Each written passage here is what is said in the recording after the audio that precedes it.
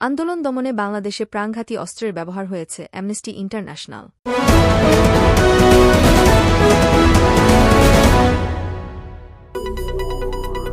বাংলাদেশে কোটা সংস্কার আন্দোলন দমনে শিক্ষার্থীদের ওপর প্রাণঘাতী অস্ত্রের ব্যবহার করেছে পুলিশ, এমন অভিযোগ করেছে অ্যামনেস্টি ইন্টারন্যাশনাল।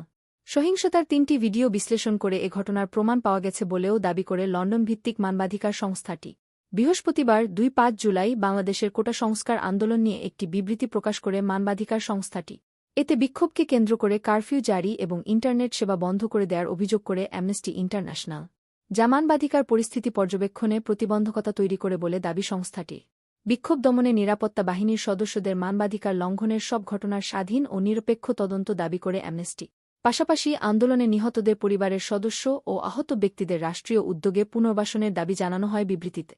অ্যামনেস্টির বিবৃতিতে গণমাধ্যমের বরাতে বলা হয়, ১-৬ জুলাই থেকে আন্দোলনে প্রায় ২০০ জন নিহত, ২-৫০০ জন গ্রেফতার এবং হাজার হাজার মানুষ আহত হয়েছেন।